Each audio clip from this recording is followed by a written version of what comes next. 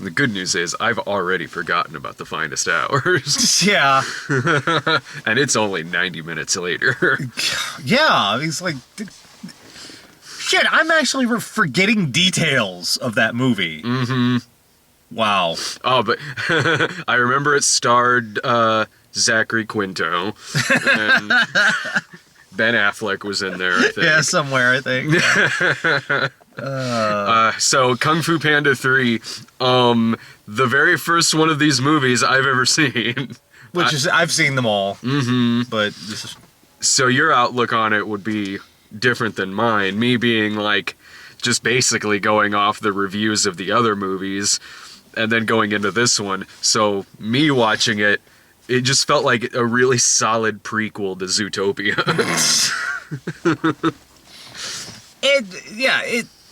It wasn't. In fact, we were discussing before why this one, because January is the movie dump season. Yeah, boy howdy.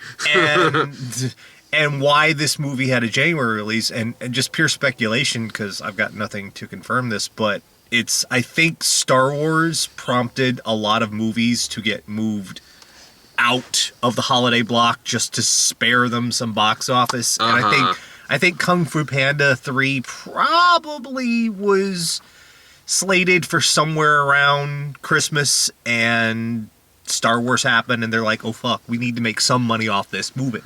And there was just an animation bomb with Good Dinosaur. Yeah, oh yeah. And so, yeah, because this, I mean, no matter how somebody feels about this movie, I've seen many January animated movies. I just did a couple weeks ago with Norm of the North, and I've seen Nut Job and a bunch of fucking shit.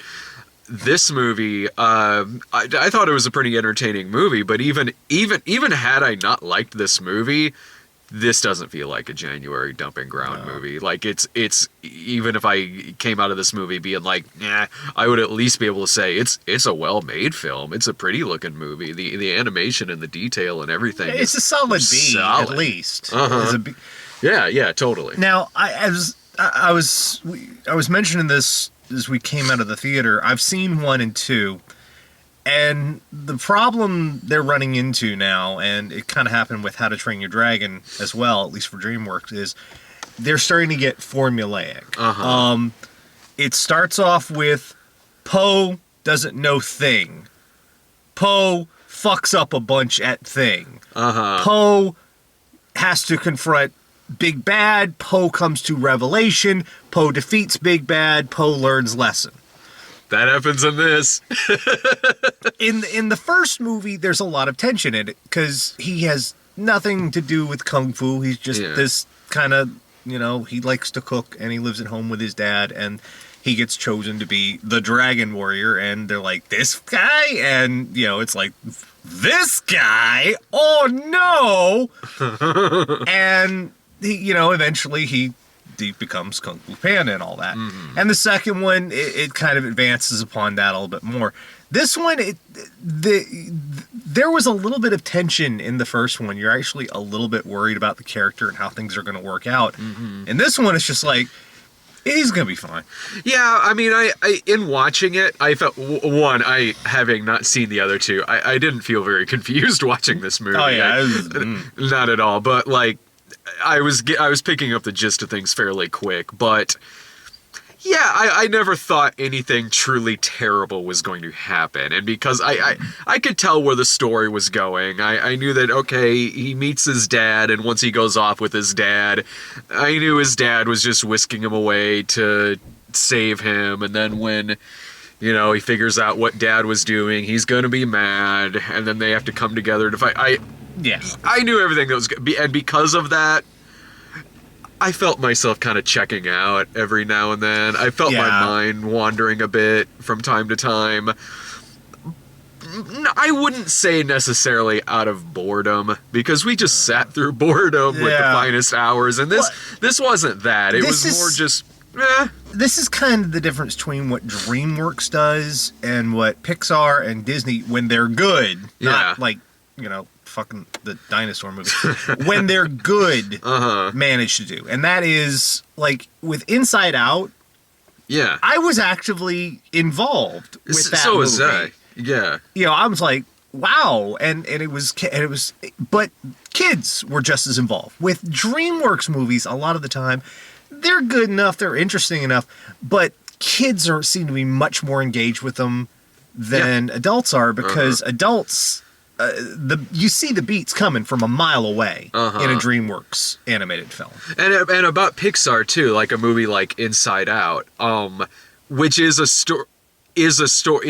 different beats that we've seen in Pixar movies alone, where two characters don't get along, they end up somewhere and they have to travel back to wherever. They do that in Inside Out too, but it still there was still a lot of tension there. There was still a lot of God, I mean, I probably cried a couple of times in that fucking movie. I mean, like, there was still a lot of imagination going on in a plot that I've seen before, in details that I've seen before.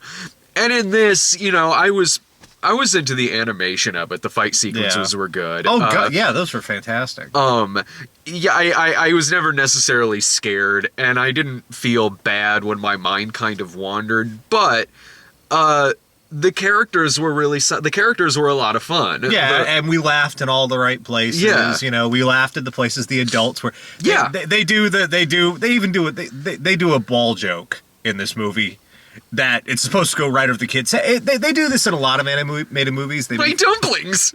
My dumplings! There's a joke that's supposed to be for the adults only. It's supposed to go over the kids' heads. The adults laugh. The kids don't know what's going on.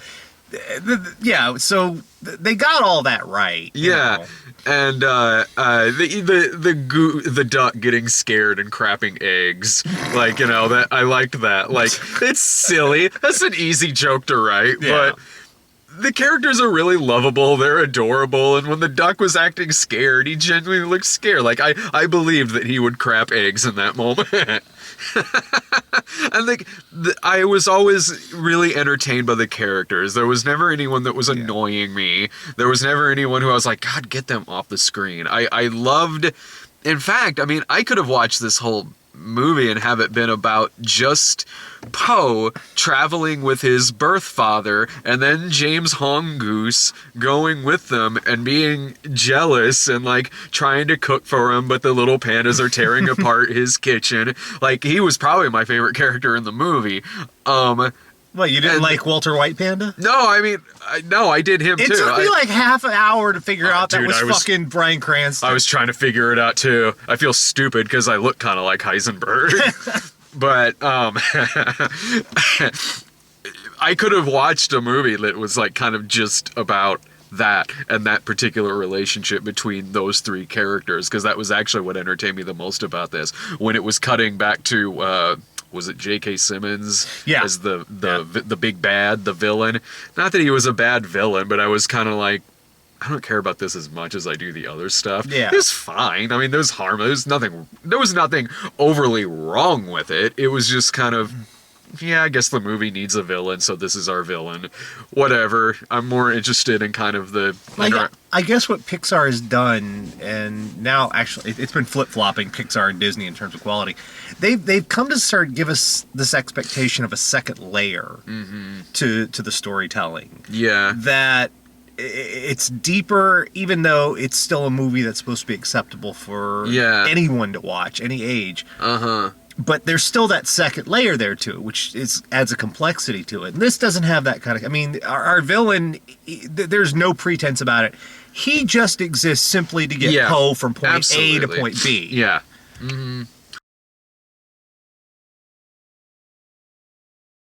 He's a stock cartoon villain. Yeah. At the same time, I didn't think it was a cynical film. No. Whereas Norm of the North fucking was. Like, the Lemmings alone made that one of the most cynical movies that I've seen in a while. Granted, I did just see 50 Shades of Black yesterday. I have a feeling that movie's going to be coming up a lot throughout the year. This is how many weeks into 2016 are we? And you already have a candidate for biggest turd so far? I said in our review for that, I was like, I make no promises anymore about the worst of lists. Because last year I saw like 50 movies that would be below a fucking D. And Last year was bad for movies. Yeah, like when I'm making a 10 worst list and Unfinished Business and Hot Tub Time Machine 2 weren't on it. Wow. Last year was because there were a few incredibly pleasant surprises, especially Force Awakens, thank God. But, Yeah. But there were a lot of really bad ones last year. Uh-huh. And hell, like, it was such a bad movie. There were so many bad movies last year that not even all of the Pure Flix movies made it on my worst list. Oh, we forgot to talk about the trailer we saw in, what was it? I can't even remember the fucking name. The Finest Hours. Yeah, I can't even think. The trailer we saw from the makers of whatever the hell that one was. I've gotten that trailer a lot. That's Miracles from Heaven. It's the whole movie. It's the entire movie in 3 minutes. In 3 minutes, it's the whole movie. It's like, here, we saved you $10. I'm watching that trailer and I'm like, lady, when your doctor's like, look, I don't know what cured her. Like, I don't know. Maybe you should get another. There's your movie. Oh, wow. But it didn't. When the little girl says, he said everything would be okay, Jennifer Garner's like, who? Now we have to see the movie to find out who she's talking about. I wonder. She could have met Satan. I'm just saying. That would have been a much better movie. To take an incredibly dark turn. That would have been a much better movie. God damn it. And when I see a trailer like that, I'm always like, and I gotta see that. Oh, yeah. Fuck. At least it looks... To use the word better implies that it's the good one of the two, but no, it just doesn't look as awful as, like, God's Not Dead 2. I gotta see that in April. Fuck that. Miracles from Heaven doesn't look like a hateful film. It just looks... Like a complete waste of time. Totally. We got a trailer in front of this that was... What was that trailer? It was the trailer that played, like, While My Guitar Gently Weeps, where the girl was, like, the wave was coming at the girl, and she used her guitar. The two strings. Something in the two strings. Yeah. That looks interesting. Yeah, that looked fine, but, like, when the big tidal wave was coming at her, and she uses the guitar to part the waves, the fuck did that happen in the last movie we saw? Yeah, that would have been awesome in Finest Hours. Wow, that was what's great is that, like, we saw Kung Fu Panda 2 in 3D. Or, I'm sorry, in 2D. We saw it in 2D, and the 3D was still better than the 3D in the Finest Hours. We didn't see Kung Fu Panda 2, or I'm sorry, Kung Fu Panda 3 in 3D. It looked, had we seen it in 3D, it looked like, I could kind of tell where everything, like, really 3D. It looked like, it honestly looked like if you do go see that in 3D and you like 3D, you'll probably get your money's worth out of it. It's bright and colorful. There's a lot of confetti, ribbon dancing, a lot of fighting, a lot of, like, really poppy animation coming out. It looked like if you're at a decent enough theater that shows 3D really well. You know, there's a brief moment they're doing the flashback thing, talking about the bad guy's backstory, where they switch from the 3D animation we're used to, to, like, it's computer generated, but it's hand drawn style. Yeah. And I'm sitting there, and just for a moment, I'm like, man, I wish the entire movie looked like this. That would have been so much cooler, but no, they switch back to the computer generated stock thing. Yeah, be careful what you wish for, though. I saw Chop Kick Panda, which I think was 2D. I can't remember. It was bad enough. Like, it was either way. It was. I think I remember it being 2D, and that didn't look. How is that so stupid? I've seen that, but you haven't seen Kung Fu. Yeah, I'm like, wow, this is a really ambitious sequel to Chop Kick Panda. They upped their game a lot. Holy shit! Bravo. Best sequel I've ever seen. Also, just random Kate Hudson in this one. I was like... Did not know that was her until the ending credits. Yeah, May, the ribbon dancing panda. It's Kate Hudson. I'm like, Okay. And I thought that, like, she was going to be set up to be, like, Poe's love interest or something. No, they don't do that. Yeah, because then at the end, she's interested in the dopey one when he gets his teeth smacked. Like, Yeah, they don't do that. Look, I wanted to see them fuck, all right?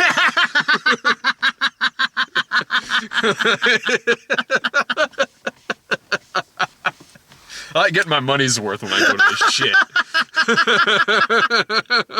I didn't get a fucking finest hoe in the previous movies. Oh, God.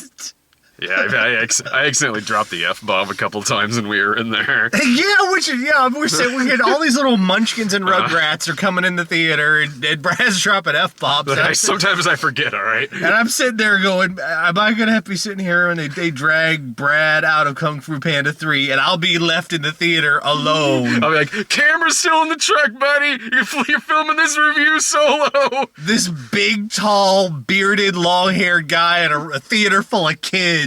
Oh, I'm gonna look perfectly normal.